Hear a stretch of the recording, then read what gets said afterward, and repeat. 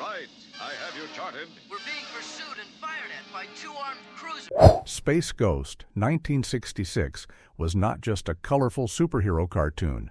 It was a wild experimental battleground disguised as children's entertainment.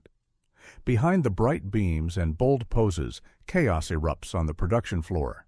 Lost storyboards, meltdowns in the sound booth, animation shortcuts that push artists to the brink. Today, we uncover 20 weird facts about Space Ghost, 1966. The show is made on a shattering deadline. Space Ghost 1966 launches with a schedule that collapses the moment production begins. Hanna-Barbera wants fast results, not steady progress, but speed at all costs. The call sheets tighten. The dailies pile up. What audiences never know is that each episode is built under a deadline so brutal that artists work through nights where entire sequences erupt into emergency redraws. It is not a polished process. It is survival. Animators reuse frames. They recycle energy beams. They repeat flight cycles until the cells practically warp. Yet this extreme pressure creates a distinct look. Sharp silhouettes, bold shapes, iconic stillness. The style is not intentional. It is born from exhaustion. The legacy hits hard. Constraints forge identity. What begins as desperation becomes a visual signature fans still celebrate today. Space Ghost almost looks completely different. Early concept art reveals a space ghost that shocks modern audiences. It is not the sleek white figure. It is a darker, almost monstrous warrior with jagged armor and shadowed eyes. The first designs erupt from a team experimenting wildly because they have no fixed direction. Not order, but chaos guides them. Then everything shifts when Alex Toth steps in. He strips the design to pure essentials, clean shapes, strong contrasts, a hero who looks like he is carved from light. But the team resists at first. They fear the simplicity will collapse on screen. They want detail. Toth wants clarity. What audiences see is the result of that tension. A hero born through creative friction. One of the most iconic silhouettes in animation emerges from a fight no fan ever witnesses. The voice sessions turn into vocal warfare. The actors who give life to Space Ghost 1966 enter the booth expecting a standard Saturday morning session. What they get is something far stranger. The scripts arrive half-finished. Scenes change mid-recording. Directions shift with no warning. It is not routine acting. It is improvisational survival built on instinct. Gary Owens delivers his booming Space Ghost voice, but the pressure shatters his throat after long retakes. He jokes about it between lines, saying, "My voice may collapse, but Space Ghost never will." The tension rises as the sessions stretch late into the night. What audiences never realize is that the heroic confidence on screen hides frantic energy behind the mic. Every beam, every command, every villain confrontation is shaped by actors fighting to keep pace with a moving target. The villains are created at breakneck speed.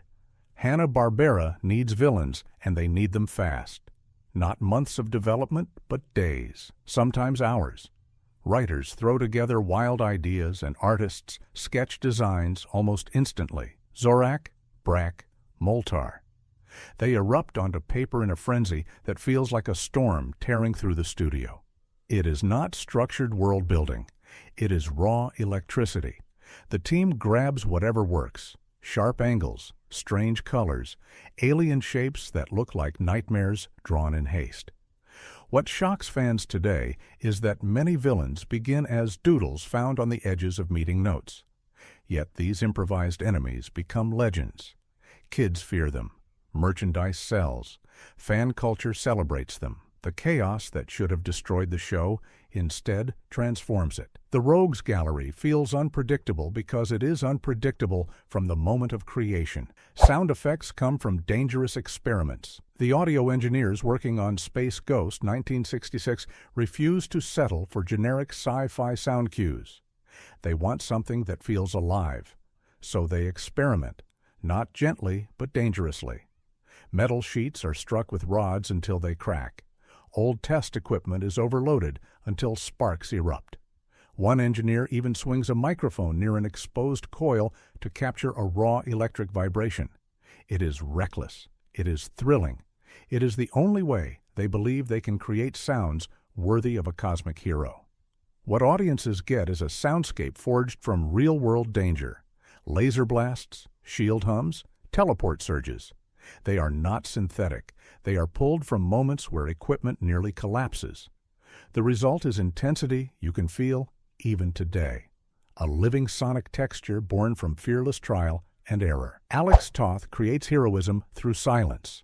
Most superhero cartoons rely on motion to sell power, but Toth sees something different in Space Ghost 1966. He pushes a style built on stillness. Not frantic movement, but statuesque poses that hit with the weight of myth. The team worries this approach will collapse on broadcast. They fear audiences will think nothing is happening. But Toth insists. He says, stillness is strength. The animators learn quickly that holding a frame can deliver more weight than constant motion. The technique saves time, but more importantly, it shapes tone. It creates a hero who feels larger than life. This philosophy transforms the show. When Space Ghost rises, his cape flowing gently, audiences feel a cosmic presence. The silence around him becomes part of his power. Fans remember the image long after the plot fades. The show uses extreme limited animation. Hanna-Barbera is known for limited animation, but Space Ghost 1966 pushes the technique to its outer edge. It is not a creative choice. It is a financial emergency. Budgets shrink. Deadlines crush. Entire scenes are built with only a few drawings. Backgrounds are reused so often that artists begin recognizing their own shortcuts on television weeks later.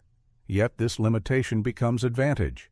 The stark motions give Space Ghost an almost supernatural aura. He does not fidget. He glides. He moves with sharp purpose.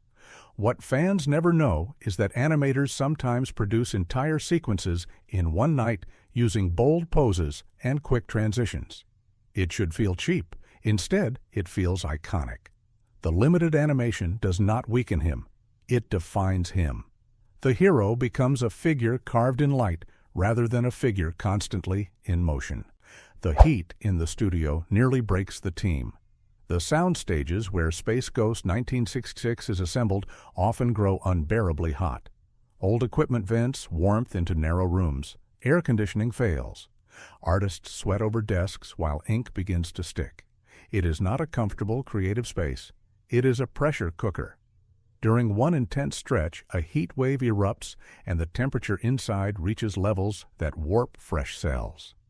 Animators scramble to protect work while production managers panic. Yet the team continues. They move fans around. They rotate shifts.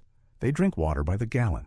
The show survives not through resources, but through stubborn resilience. What audiences never see is that every dramatic cosmic battle is built in rooms where conditions feel more dangerous than the villains on screen.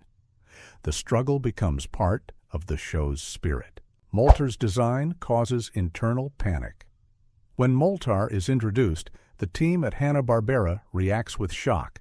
His molten helmet and blazing eyes feel too intense for children's television. Executives fear the character will ignite parental backlash. They order revisions, not suggestions, but demands. But Alex Toth pushes back. He argues that villains must feel dangerous.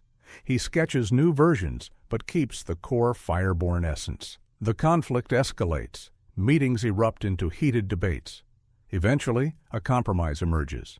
The design stays bold, but silhouettes are simplified to soften the blow. What audiences never know is that Moltar becomes a symbol of internal courage.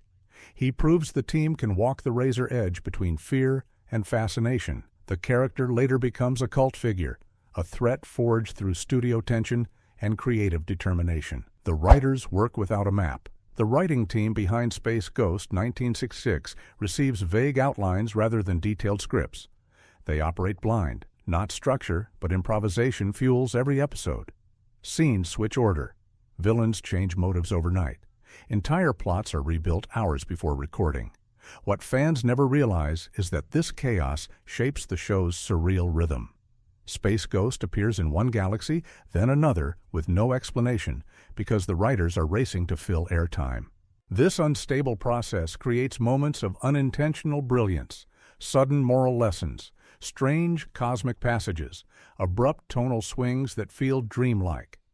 The show becomes a mix of heroic certainty and narrative abstraction. The writers admit later that they often felt like they were chasing the hero rather than guiding him.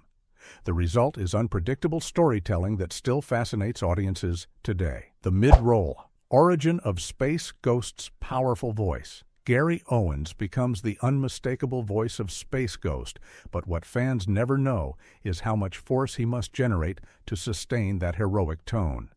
Sessions run long, scripts shift, lines grow heavier with every rewrite. His throat strains under the pressure.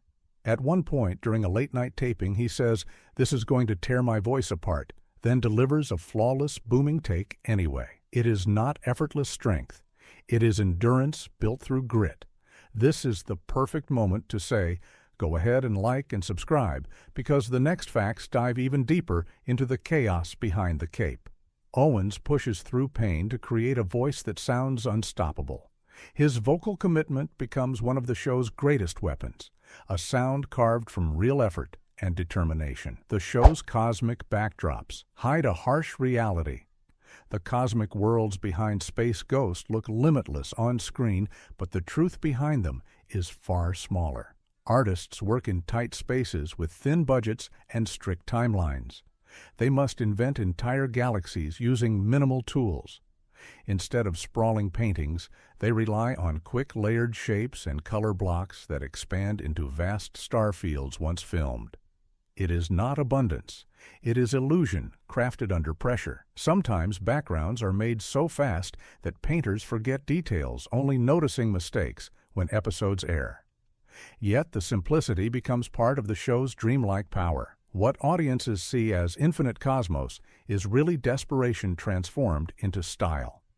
The grand universe is built from speed and instinct. The limitations accidentally create an iconic outer space aesthetic that still inspires animators today. Zorak's original personality is completely different.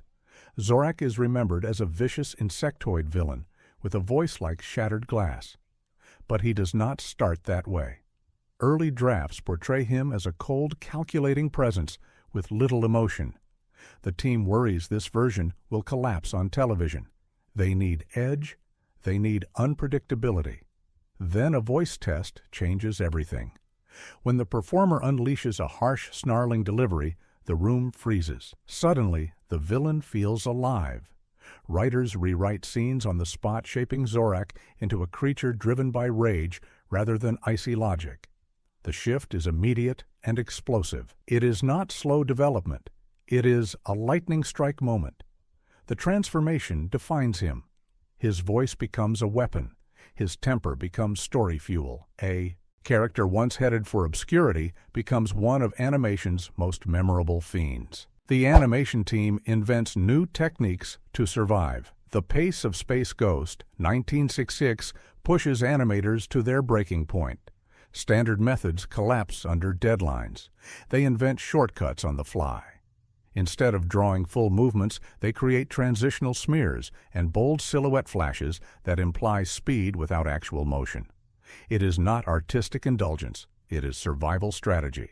These experiments turn into breakthroughs. The team discovers that by holding a pose, then snapping to a new one, they can simulate rapid heroic action. The approach also highlights Space Ghost's clean design. Light and shadow erupt with power in each shift. What should feel like a compromise becomes a distinctive language of movement. Modern animators study these techniques not as limitations, but as innovations. The team under pressure accidentally builds a style that shapes superhero animation for decades. The show's music is recorded under extreme conditions. The score of Space Ghost 1966 sounds bold, confident, and cosmic, but its recording process nearly collapses multiple times. The musicians work in cramped rooms while reels spin dangerously close to overheating. The conductor relies on handwritten notes that change minutes before each session. Everyone feels the pressure, yet they push through with precision. One player later recalls the moment when a cue sheet fell apart mid-rehearsal and the conductor shouted, "Keep playing, we will rebuild as we go." The band follows instinct rather than structure. The music that results feels energetic because it is born from tension, not calm creativity, but controlled chaos. Each heroic cue carries the pulse of human urgency. Each villain theme echoes the adrenaline of musicians racing to capture lightning before equipment or time runs out. Space Ghost's flight animation is a last-minute miracle. Flight is essential to Space Ghost, yet animators face a brutal truth early in production. The show has no time for detailed flying sequences. Traditional aerial scenes would collapse the schedule. They need a solution immediately. Alex Toth studies early tests and decides that motion is not the answer. Presence is. He designs poses that look powerful in stillness. Animators then shift these poses across painted backgrounds, creating the illusion of swift, controlled movement. In theory, it should look stiff. Instead, it becomes legendary. Space Ghost glides like a cosmic phantom. The still frames turn him into an icon. What audiences never know is that this effect is born from panic, not planning. A crisis transforms into one of the show's most recognizable visual signatures and cements the hero's mythic strength. Network standards. Try to tone down Space Ghost's powers. Network executives panic when early episodes show Space Ghost firing. Powerful blasts. They fear children will imitate the gestures. They demand scaled-down action, not intense beams, but softer energy moments. The animators disagree. They argue that the hero needs strong visuals to stand out. Meetings erupt into heated debates. Eventually, a compromise emerges. The blasts stay bright, but the impact shots are simplified. The sound team also softens the final punch of each beam. Ironically, this attempt to reduce danger gives the show a strange new intensity. The beams feel strange and otherworldly because they are shaped by restrictions rather than pure design. The limitations add mystique. What should have watered down the hero instead makes his powers feel unpredictable and alien in a way no one expects. The show's heroic moral tone is written at the last second. Viewers remember Space Ghost as a noble figure, yet the moral lessons he delivers are not planned far ahead. They are assembled during frantic rewrites. Writers scramble to add structure to stories built under severe pressure. When an episode feels too chaotic, they insert a heroic statement from Space Ghost to anchor the tone. Sometimes these lines are written minutes before recording. Gary Owens reads them cold, yet makes them sound wise and commanding. These improvised moral beats give the hero a grounding presence. Without them, the series might drift into full surrealism. The moral clarity builds a generation's memory. Children see a noble guardian even though that identity is created one emergency rewrite at a time. What appears intentional is really instinctive artistry performed under fire. Celestial creatures are built from scrap ideas. Many of the strange creatures in Space Ghost emerge from discarded designs found in studio bins. Artists working at warp speed sketch dozens of concepts each day. Unused pieces accumulate everywhere. When the show needs a monster quickly, they search through piles of abandoned sketches and stitch together new creations using leftover parts. This process is messy, yet surprisingly effective. A claw from one drawing, a torso from another, a face scribbled on the side of a coffee-stained sheet. The resulting creatures feel dreamlike because they are born from fragments, not fully formed ideas. Fans believe these aliens come from deep world building, but the truth is far more chaotic. Improvisation and speed shape the cosmos. Scraps turn into legends that haunt the memories of viewers long after childhood ends. The final episodes are finished with sheer willpower. As the first season races to completion, the production team teeters on collapse. Workloads spike, equipment breaks, schedules grow impossible. Some animators work 18-hour days. Pages of storyboards vanish. Ink jars spill across desks. It feels like the series might fall apart at the finish line. Yet the team refuses to stop. They push through exhaustion fueled by pride and stubborn commitment. Every frame becomes a battle. Every effect becomes a test. When the final episodes air, they carry the invisible weight of that struggle. The heroic tone on screen mirrors the heroism behind the scenes. Space Ghost, 1966, survives not because conditions are ideal, but because its creators fight through adversity. The finale stands as a testament to teamwork, grit, and unbreakable resolve. Bonus fact: the Lost Test pilot changes everything. Before Space Ghost 1966 reaches television, a secret test pilot is produced. It is rough, unfinished, and unlike anything fans recognize today. Designs vary wildly, voices shift, the tone feels darker and more experimental. Most shocking of all, the pilot features scenes that never appear again, including a moment where Space Ghost questions his own mission. The studio executives watch the footage and erupt into concern. They fear audiences will not understand the abstract style. They demand a complete creative overhaul. This lost pilot becomes the turning point.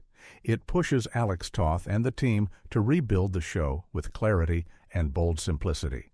What fans grow to love is born from the ashes of that discarded experiment. The pilot remains locked away. A ghost behind Space Ghost, a secret foundation hidden in studio archives. Space Ghost 1966 looks simple on the surface, yet behind that simplicity lies a storm of human effort, artistic invention, and frantic survival. It is not a smooth production. It is a battle against time, budget, and uncertainty. What audiences see is a cosmic hero soaring through impossible galaxies. What creators live is a race to bring that hero to life before everything falls apart.